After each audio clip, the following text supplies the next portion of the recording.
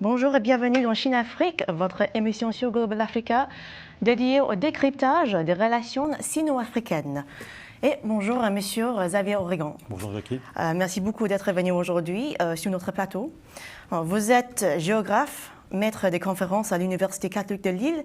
Et votre dernier ouvrage, Chine, puissance africaine, qui est sur l'écran en tout cas, géopolitique des relations sino-africaines, est paru aux éditions à Montcoulin en juin 2024. Donc, pour commencer, on va bien sûr parler du FOCAC. Donc, du 4 au 6 septembre s'est tenue la 9e édition du Forum sur la coopération sino-africaine, s'appelait aussi le FOCAC, à Pékin, en présence d'une cinquantaine de dirigeants africains. Le président chinois Xi Jinping a promis un soutien financier de 50 milliards de dollars à l'Afrique dans les 3 prochaines années. Il faut rappeler que la Chine est le premier partenaire commercial de l'Afrique. Au premier semestre de 2024, Pékin a échangé déjà 167,8 milliards de dollars avec le continent africain, selon les médias officiels chinois. Alors, Monsieur Xavier Oregon, quel bilan dressez-vous de cette édition du FOCAC ? Alors c'était une édition un peu particulière qui intervenait après la Covid-19, dans un contexte relativement morose d'un point de vue économique et commercial en Chine, avec une croissance ralentie et des difficultés à l'interne, en domestique on va dire. Et donc effectivement on attendait beaucoup des annonces de Xi Jinping, du gouvernement chinois, qui a, comme vous l'avez rappelé, annoncé 50 milliards de dollars. Donc une somme qui se situe entre le FOCAC de 2021 à Dakar, 40 milliards, et puis les précédents FOCAC avant la Covid-19, 60 milliards de dollars. Donc le bilan est principalement politique de mon point de vue, puisque les annonces faites par le gouvernement chinois devront évidemment être suivies avec attention. Et il est toujours très difficile, compliqué de vérifier les annonces proposées par le gouvernement chinois, donc 50 milliards de dollars. Le traçage entre guillemets des sommes est difficile pour nous chercheurs. Et puis donc surtout politique, puisque c'était l'occasion pour le gouvernement chinois de reposer des jalons, on va dire, politiques, diplomatiques, géopolitiques, en Afrique, mais évidemment au-delà de l'Afrique, puisque le FOCAC est observé par tout le monde, évidemment, y compris en France. Vous avez défini le FOCAC comme des pierres angulaires des relations sino-africaines. Donc, à quoi ça sert ce mécanisme, ces sommets qui sont quand même très réguliers depuis 2000, l'année 2000. À quoi ça sert d'avoir ces sommets réguliers Alors je pense que l'idée principale à l'origine en Chine, c'était de montrer à l'ensemble du monde, à la communauté internationale, que la Chine faisait partie des grands, ou des grandes, comme on veut. Et donc le copier-coller, le FOCAC est un copier-coller du TICAD, donc Japon-Afrique ou du sommet France-Afrique à l'époque. Et donc ça permettait évidemment de réunir la majorité des chefs d'État, des dirigeants africains, des élites africaines, à Pékin en 2000 notamment, pour effectivement montrer la capacité chinoise, la puissance chinoise et la volonté chinoise de devenir une grande puissance internationale, qui passe évidemment par l'Afrique, mais également l'Amérique latine, les pays du Proche-Orient, du Moyen-Orient, etc. Donc le FOCAC permet de synthétiser, de structurer également les relations bilatérales et multilatérales entre la Chine et l'Afrique, et donc les pays africains quand c'est du bilatéral, et donc d'annoncer le jour J, on va dire, à travers le plan d'action, des milliards de dollars, des secteurs de coopération, de développement également que la Chine va engager pendant 3 ans, puisqu'il est triennal, et effectivement de montrer à tout le monde que la Chine sait recevoir, ici à Pékin en l'occurrence, mais c'est également, converser, dialoguer avec l'ensemble des États africains qui ne sont pas forcément historiquement favorables, on va dire, à Mao à l'origine, et puis donc au communisme, pour le dire assez rapidement. Bon, on va parler de Mao, un peu le début des relations sino-africaines, un peu plus tard quand on parle de votre livre. Mais juste pour parler du thème de cette 9e édition du Forum. Alors, le thème était « Se donner la main pour faire avancer la modernisation et construire une communauté sino-africaine de haut niveau avec un avenir commun ». Alors là, il y a déjà des mots-clés qui sortent immédiatement, qui est la modernisation d'abord, aussi cette idée d'un avenir commun. Donc d'abord, dans la modernisation, quelle importance peut-on donner aux technologies chinoises, qui sont de plus en plus présentes en Afrique, dans le renforcement de cette coopération et aussi dans la lutte contre le réchauffement climatique, qui est évidemment l'un des grands enjeux en Afrique, mais aussi en Chine? Oui. Alors je crois que le gouvernement chinois a voulu débuté une forme de virage, on va dire, technologique et qualitatif, justement pour monter en gamme dans la relation bilatérale, multilatérale, et monter en gamme en termes de technologie, de produits manufacturés que la Chine, évidemment, exporte en Afrique. Donc je crois qu'il y a un double discours quelque part, une double parole du gouvernement chinois, à la fois faire monter en gamme un petit peu les relations B2B, bilatérales, à travers notamment des partenariats dits stratégiques pour la Chine. Et je rappelle qu'il y a déjà un certain nombre d'États africains qui ont noué des partenariats stratégiques avec la Chine, de très haut niveau. Alors certes, pas avec la Russie, pas comme la Russie ou l'Iran, mais un tout petit peu au-dessous. Et évidemment, exporter en Afrique une nouvelle gamme de produits, de technologies, qui vont permettre effectivement une montée en gamme, comme je le disais, en Chine, dans les lignes de production, et il faut quand même le rappeler, écouler une partie des marchandises que la Chine ne parvient pas à vendre, soit en Europe et encore plus en Amérique du Nord, du fait des restrictions imposées par les gouvernements canadiens et américains. Juste en continuation sur ce thème, le secrétaire général de l'ONU, Antonio Guterres, était aussi présent pendant le sommet. Il s'est exprimé aussi plutôt favorablement sur cette coopération. Il a dit, donc, je cite, la coopération sino-africaine pourrait faire la révolution des énergies renouvelables. Il estime aussi que le bilan remarquable de la Chine en matière de développement, notamment en ce qui concerne l'éradication de la pauvreté, est une grande source d'expérience et d'expertise. Donc, est-ce que vous voyez dans ce discours qu'il y a quand même quelque chose que l'Afrique peut apprendre de la Chine? Est-ce que cette coopération peut aussi d'abord favoriser l'Afrique, les États africains? Je crois qu'à court terme, non.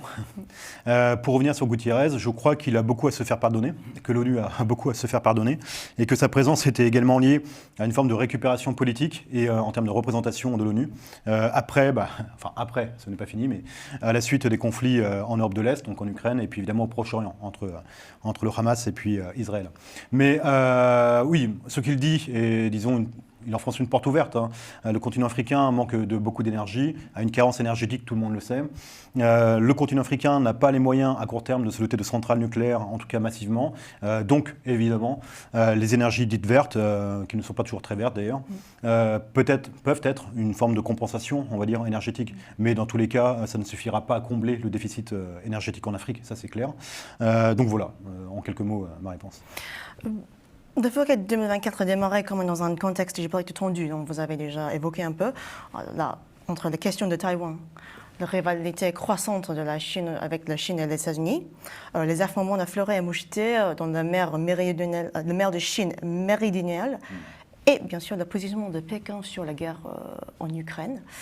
La Chine cherche évidemment à renforcer sa position face aux autres puissances mondiales, en particulier l'autre superpuissance. Alors, comme vous avez aussi dit, elle souffre d'un ralentissement économique qui pourrait freiner quand même le développement de certains projets en Afrique, n'est-ce pas? Donc ces réalités risquent d'avoir un impact dans le long terme ou même le court terme sur l'entretien des relations sino-africaines. Oui, disons que l'Afrique, depuis les années 60 et les indépendances, constitue un réservoir de voix non négligeable à l'échelle internationale. La Chine le sait pertinemment parce qu'elle a profité de cette réserve de voix, en partie en tout cas en 1971, pour emporter le siège au Conseil de sécurité de l'ONU au détriment de Taïwan. Donc depuis les années 60, la Chine n'a de cesse finalement de développer une diplomatie à l'égard de l'Afrique, une politique africaine pour le dire autrement, qui lui a permis de gagner un certain nombre de victoires diplomatiques et géopolitiques à l'échelle mondiale. Donc ça c'est un fait, et la Chine s'appuie depuis les années 60 et 70 sur cette réserve de voix, puisque l'Afrique c'est plus ou moins le quart des pays au monde, donc le quart des voix à l'ONU, et effectivement c'est extrêmement symbolique, stratégique et donc important pour le gouvernement chinois. Après, au-delà, le contexte international effectivement est très tendu. On voit une crispation de tous les côtés. Le gouvernement chinois sait que sa marge de manœuvre est relativement limitée. Je ne vais pas entrer dans les détails de Taïwan, etc., du Xinjiang ou d'autres de Hong Kong, mais sa marge de manœuvre est relativement limitée, eu égard au conflit déjà qu'on connaît à l'échelle internationale. Et donc je crois qu'effectivement l'Afrique, comme d'autres régions, continents dans le monde, peut être un levier à actionner pour les autorités chinoises, en vue d'asseoir, alors peut-être pas leur suprématie encore, mais en tout cas une forme de pouvoir discursif à minima. Peut-on parler là de la coopération sud-sud, ce terme qui ressort à plusieurs reprises? de part de la Chine pour parler de l'Afrique. Parce que là, on voit une évolution dans cette idée, ce thème. Oui, bon, je crois que c'est un leurre un peu historique, hein, tout de même, la coopération Sud-Sud. On parlait de tiers-monde, on parlait de pays non alignés à l'époque. Bon, finalement, les avancées sont quand même très modestes en termes de coopération, de relations et de fusion, entre guillemets, des idéaux et des pratiques après. Donc non, je crois que là, on tombe quand même beaucoup dans la phraséologie, dans ce pouvoir discursif chinois, quand on parle de Sud-Sud. Et puis, je rappellerai tout simplement que la Chine n'est pas un pays en développement, ou en tout cas, elle ne peut pas être caractérisée comme telle. Et donc elle profite de son double statut qu'elle annonce, en tout cas, qu'elle diffuse à l'échelle internationale, pour jouer de tous les côtés, avec les grandes puissances mondiales occidentales, pour résumer, et puis évidemment avec des pays plutôt en émergence, en développement, en transition, qui vont être au sud, en général de l'hémisphère de notre Terre. Mais voilà, bon, de mon point de vue, c'est quand même relativement plus de la rhétorique politique qu'une réalité concrète. Parlons maintenant du point de vue de l'Occident. Là, le FOCA vient de se terminer. Qu'est-ce que nous, de la France, ou d'autres puissances occidentales, qu'est-ce qu'on peut tirer de cet événement? Comment est-ce que les dirigeants occidentaux devraient-ils répondre à ces développements? Mon point de vue d'universitaire est assez clair. Les pays occidentaux ont laissé faire, faute de moyens ou faute de volonté. Faute de politique également pour la France. La politique africaine de la France est réduite à peau de chagrin. C'est la portion congrue des affaires étrangères. Et ce n'est pas du fait, je pense, des diplomates et du Quai d'Orsay, c'est plutôt du fait de l'actuel chef d'État français. Et des précédents par ailleurs. Donc il y a eu des erreurs graves qui ont été commises sous Hollande, sous Sarkozy évidemment, le discours de Dakar, le discours de Ouaga par Emmanuel Macron. Et je crois que ces États occidentaux, la France en particulier, a un train de retard sur la Chine. On a vu des réactions, mais des réactions seulement avec le projet Global Gateway de l'Union européenne. Mais voilà, ce sont des réactions qui arrivent beaucoup trop tard par rapport à l'historicité des relations Chine-Afrique qui qui redémarre fortement, on va dire, dans les années 90. Donc la France a à peu près 20 à 30 ans de retard. C'est beaucoup de retard. C'est beaucoup de retard. Énormément de retard. Surtout quand on voit l'efficacité quand même du développement chinois et sa capacité d'innover, c'est quand même beaucoup de retard. Ça tombe bien parce que là, pour la dernière question, je vais citer. Alors, non, il y a toujours un plan d'action, comme on sait, qui sort après chaque FOCAC où on résume les grands points du forum, on souligne un peu les voies qui sont possibles à prendre pour atteindre les objectifs qui sont exprimés lors du sommet. Alors donc, on a le plan d'action de Pékin 2025 à 2027. Donc c'est là la Chine et les États africains travaillent ensemble pour voir comment ils peuvent atteindre les objectifs cités dans ces 3 prochaines années, qui était le délai donné. Donc, il est écrit que la Chine s'engage à ne pas s'engager dans la recherche par les pays africains d'une voie de développement adaptée à leurs conditions nationales, à ne pas s'immiscer dans leurs affaires intérieures, à ne pas imposer sa volonté à l'Afrique, à ne pas assortir ses aides à l'Afrique de conditions politiques quelconques et à ne pas rechercher des intérêts politiques unilatéraux dans sa coopération en matière d'investissement et de financement avec l'Afrique. Dans cette question de non-ingérence, je pense que c'est quelque chose qui sort beaucoup. Est-ce que c'est un facteur de la réussite, facteur important de la réussite de la Chine dans sa relation avec les pays africains? Mais là encore, je crois qu'on est vraiment dans la posture du gouvernement chinois, historiquement. Et en fait, ce que vous venez de lire, en fait, ça renvoie tout simplement aux 5 principes de la coexistence pacifique de 1955 à Bandung. Et donc, on avait déjà à l'époque le principe de non-ingérence, en quelque sorte, et le respect de la souveraineté, notamment territoriale. Et ces principes ont guidé, en fait, les relations sino-africaines depuis les années 50, mais pas que, en Afrique, etc., etc. Et donc, le principe de non-ingérence, pour moi, est historique, est rappelé et instrumentalisé, d'ailleurs, par le gouvernement chinois à chaque occasion, à chaque sommet, à chaque rencontre.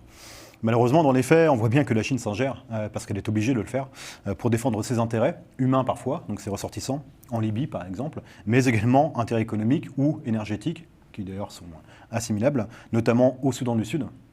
Et les casques bleus déployés par la Chine dans le cadre effectivement de missions de la paix de l'ONU n'ont pas que vocation, on va dire, à stabiliser le territoire et à maintenir la paix ou rétablir la paix. De mon point de vue, notamment au Soudan du Sud, effectivement, les casques bleus ont également tendance à sécuriser les investissements réalisés par la CNPC, donc les grandes majors, les grandes entreprises pétrolières chinoises. Parlons de votre livre maintenant. Donc, Chine, puissance africaine, vous analysez les relations sino-africaines de tout début. On commence dans les années 1950, pendant le régime de Mao, qui est probablement l'homme politique qui a débuté ses relations diplomatiques et politiques avec certains pays africains, avec la proclamation de la République populaire de la Chine. C'est ça un peu le contexte historique. Pourriez-vous nous donner un peu juste les grands moments historiques qui ont fait évoluer cette relation? Et aussi, surtout, comment le regard de la Chine sur l'Afrique a-t-il changé au fil du siècle jusqu'à aujourd'hui? Alors je crois que la première date qui caractérise ces relations, c'est justement Bandung en 1955. C'est la première vraie rencontre internationale entre des dirigeants africains, ou plutôt des élites africaines qui vont être dépêchées en Chine, en Indonésie, pardon, et puis la partie chinoise avec Zhou Enlai. Ensuite, l'autre année principale, ce sera évidemment 62 et 63. Donc 62 parce que la Chine, d'une certaine manière, crée une proto-diplomatie à l'égard de l'Afrique en envoyant la première mission médicale chinoise à Saïda, en Algérie, et 63, décembre 63, avec la première grande tournée africaine de la Chine, donc organisée par Zhou Enlai. Donc là, on a vraiment les premières dates, et puis ensuite, la mort de Mao et la mort d'ailleurs de Zhou Enlai arrivant en 76, on va avoir un fléchissement, un abaissement un petit peu de la relation au niveau qualitatif. La révolution culturelle a également rappelé des ambassadeurs en Chine et des diplomates. Donc l'autre date clé est 82, et à partir de là, effectivement, il y a un changement de paradigme. Il y a une forme de rupture dans la politique étrangère chinoise, à l'égard de l'Afrique en tout cas, et la politique moins idéologique devient beaucoup plus mercantiliste en tout cas, économique et commerciale. Et donc les intérêts chinois vont primer, et officiellement, dans le langage chinois, dans les discours chinois, les intérêts réciproques devraient primer. Mais concrètement, ce sont plutôt les intérêts chinois qui priment à partir de 82. Et en fait, toutes les réformes, les séries de réformes de Deng Xiaoping et des suivantes, Jiang Zemin, etc., ne vont qu'accroître finalement cette asymétrie entre la Chine et les pays africains. Vous détaillez aussi dans votre livre, il y a énormément de l'aide que la Chine fournit à l'Afrique dans plusieurs domaines, donc le domaine sanitaire, agricole, infrastructure évidemment, spatial aujourd'hui aussi, mais notamment militaire. Alors je pense qu'on ne parle pas beaucoup de cette aide militaire, mais en fait qui est l'un des aides qui ont débuté cette relation. En fait, c'est l'aide que la Chine a fournie au mouvement indépendantiste pendant des années, encore une fois, 1950 et 1960, aux pays tels que le Ghana, le RDC, le Côte d'Ivoire, et aussi l'Algérie, bien sûr, un peu. Et aussi, cette fois-ci, pendant le FOCAC, encore une fois, Pékin a promis de fournir la somme 41 millions de dollars en subventions dans le domaine militaire pour assurer, là je cite, des formations à 6 000 militaires et 1 000 policiers et autres agents de force de l'ordre en Afrique. Alors malheureusement, je n'ai pas pu trouver les pays qui sont concernés, peut-être vous le connaissez. Mais quelle importance peut-on donner à la coopération sino-africaine en matière de militaire ? Je crois que déjà, les historiques, encore une fois, pour me répéter, on avait 3 portes d'entrée de la Chine en Afrique. Donc l'agriculture, ça a été un échec globalement, jusqu'en 2003, jusqu'au FOCAC de 2003, et même 2006, où l'agriculture a été relancée avec les centres de démonstration agricole chinois en Afrique. Il y avait la santé, donc les missions médicales, qui existent encore évidemment, et puis le domaine militaire, qui peut être couplé au domaine idéologique, évidemment, le petit livre de Mao, etc. Donc le domaine militaire est historique. La Chine a effectivement soutenu des leaders ou des mouvements de libération nationale africains, en Tanzanie, en Angola, en Algérie, le FLN évidemment, etc. Pour résumer, ça a été plutôt un relatif échec, dans le sens où l'aide ou le support chinois n'a jamais fait de différence notable sur le terrain, contrairement à la soviétique et aux occidentales. Donc c'est un semi-échec, mais dans les mémoires africaines, en fait, la Chine est restée comme un pays qui a soutenu en fait ses leaders, et donc l'indépendance du continent africain d'une certaine manière. Contrairement à l'Inde, qui n'a jamais soutenu militairement l'Afrique, et puis évidemment, à contrario de pays occidentaux qui ont plutôt soutenu évidemment des régimes ou des mouvements pro-occidentaux, pro-capitalistes, en tout cas anti-indépendance ou anti-impérialistes. Bon bref, donc ce que je voulais dire, c'est qu'effectivement, il y a une mémoire en Afrique de l'aide chinoise, et pour en venir à des choses plus actuelles. Je pense que la Chine déjà est montée en gamme d'un point de vue militaire, ça c'est évident, à tous les niveaux, armée de l'air, armée de terre, évidemment la marine, etc. On le voit au quotidien. Et donc elle commence à exporter ses produits, son savoir-faire. Un savoir-faire qui reste encore matériel aujourd'hui, parce que de fait, elle n'est pas en guerre contre les voisins, et le Vietnam, c'est relativement loin. Mais en tout cas, elle exporte un savoir-faire voilà, matériel, et les pays africains voilà, regardent à gauche, à droite, au centre, et vont piocher un petit peu chez les partenaires ce qui les intéresse, et parfois c'est en Chine. Et l'Afrique est aussi un peu le terrain, n'est-ce pas, où se joue la rivalité, en fait, sino-russe.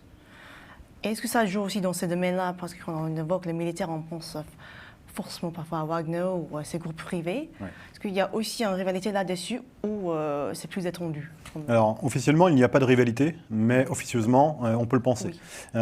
Parce que derrière les discours de façade qui sont très bienveillants, très sympathiques, entre Chinois et Russes, effectivement, ils sont parfois quand même sur les mêmes domaines, notamment l'énergie, les minerais en particulier, et effectivement le domaine militaire, de la défense. Et donc, dans des pays comme le Zimbabwe, qui est un partenaire, un allié historique de Moscou, URSS puis Russie, effectivement, la Chine commence à développer une stratégie qui va s'affronter, s'entrechoquer avec la Russe, évidemment. Alors maintenant, Wagner, c'est autre chose, parce que Wagner, c'est officiellement un groupe privé qui ne matérialise pas la stratégie ou la diplomatie russe, de Poutine en particulier. Mais officieusement, on sait très bien qu'évidemment, ils sont équipés, armés et financés par l'État russe. Donc là, par contre, ça peut effectivement interpeller la partie chinoise. Et je rappelle qu'à différents niveaux, alors même si globalement, la Russie ne peut pas être un compétiteur de la Chine en Afrique, effectivement, à quelques niveaux très locaux, à grande échelle, on peut avoir des problèmes majeurs, comme l'assassinat de mineurs chinois en Centrafrique. Et donc, ils auraient été tués par des agents de Wagner, aidés par des Wagner noirs, en tout cas des supplétifs de l'armée Wagner centrafricaine. Alors, quand on parle de la relation sino-africaine, je pense qu'il y a un projet qu'on ne peut pas contourner. Ça, c'est la nouvelle route de la soie. Et c'est un projet auquel vous dédiez comme une partie majeure de votre livre, la nouvelle route de la soie sous l'ère de Xi Jinping. Donc, où sommes-nous aujourd'hui dans ce projet? Parce qu'on parlait pendant un moment d'un ralentissement des projets de nouvelle route de la soie de Biarritz. Mais quand même, il y a des routes qui se construisent, notamment des routes éphémères comme la route spatiale. C'est pas très bien connu, mais il y a quand même une route informatique aussi, une route numérique. Donc, où sommes-nous aujourd'hui un peu dans ce projet? Alors déjà, la force du gouvernement chinois et de Xi Jinping en premier lieu, c'était quand même d'avoir fait un projet très adaptatif, très élastique. Il s'est adapté un petit peu aux contextes internationaux et nationaux en Chine depuis 2013. Et donc il s'adapte encore, il évolue d'une certaine manière. Et effectivement, il va emprunter, ou en tout cas il va suivre des canaux que la Chine n'avait pas forcément imaginés au départ, tels que le spatial, les télécommunications, la culture, etc. etc. Maintenant, BRI ou les nouvelles routes de la soie, c'est quand même aussi une étiquette. Au-delà du financement, des prêts, etc., c'est quand même une étiquette qu'appose le gouvernement chinois ou les autorités chinoises en général sur des projets qui sont avant tout nationaux, c'est-à-dire en fait kazakhs, iraniens, pakistanais, et puis évidemment en Afrique. Donc les projets étant locaux, entre guillemets, nationaux, la Chine bénéficie ou profite du contexte pour apposer l'étiquette et pour se réapproprier, en quelque sorte en tout cas, le projet. Mais c'est vrai qu'elle le finance, parfois elle investit, très peu encore, très peu depuis 2013, mais elle finance beaucoup de projets qui ont quand même vocation à structurer, à mailler les territoires et donc à développer in fine les territoires. Donc ça c'est quand même quelque chose qui est positif a priori. À l'échelle sociale, qui sont les acteurs chinois qui sont présents aujourd'hui sur le terrain africain? Alors, il y a une myriade d'acteurs, une grande pluralité d'acteurs. Il y a évidemment tous les acteurs publics, qu'ils soient diplomates, etc., des migrants travailleurs qui vont être envoyés sur les chantiers, par exemple, ou ingénieurs sur les chantiers. Donc ça, c'est la partie publique. Et puis, il y a la partie privée, que j'appelle migrants investisseurs. Donc des Chinois qui vont partir a priori par eux-mêmes ou par le biais de maisons d'émigration en Chine pour gagner un terrain, un pays africain, et y mener des activités assez diversifiées, du BTP évidemment, en passant par la culture, les télécommunications, le commerce, évidemment, etc. La santé. Et donc, ces migrants investisseurs privés chinois, qui ne représentent pas a priori l'État chinois, qui ne sont pas envoyés par l'État chinois a priori également, vont développer leur propre stratégie entrepreneuriale pour évidemment faire de l'argent et un jour ou l'autre, a priori, rentrer en Chine dans leur famille. Donc ce sont des projets très individualistes finalement, très capitalistiques et liés au capitalisme, qui font évoluer quand même la relation sino-africaine, puisque jusqu'aux années 90, on n'avait guère que des agents publics finalement. Et là, depuis les années 2000, il y a de plus en plus de Chinois privés, entre guillemets, qui gagnent l'Afrique, ce qui complexifie la lecture des rapports, évidemment, et il faut aller vraiment à grande échelle, donc sur le terrain en l'occurrence, pour les observer, pour discuter, dialoguer avec eux et comprendre leurs motivations.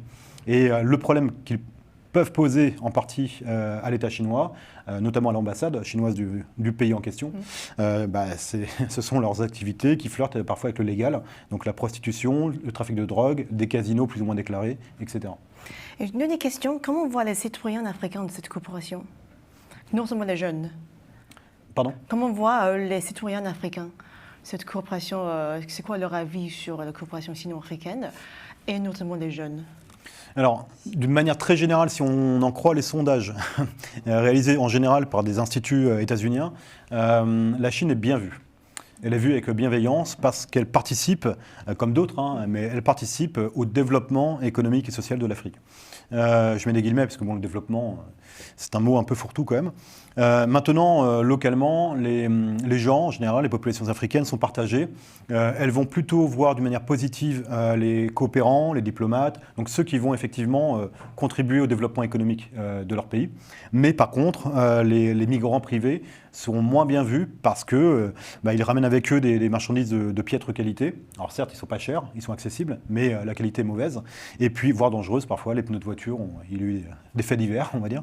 Et puis, ils exercent parfois des activités flirtant avec le légal de l'économie souterraine. Donc je n'ai pas cité par exemple l'orpaillage, les mines en général, etc. Le bois, évidemment. Super, merci beaucoup, Monsieur Xavier Regan, d'être venu aujourd'hui sur notre plateau pour parler de la relation sino-africaine et pour présenter aussi un peu votre livre, donc Chine, puissance africaine, géopolitique des relations sino-africaines, qui est disponible, j'imagine, aujourd'hui dans les librairies et aussi en ligne. Oui. Et merci à vous de nous avoir suivis pour cet épisode de Chine Afrique. Merci beaucoup et à bientôt.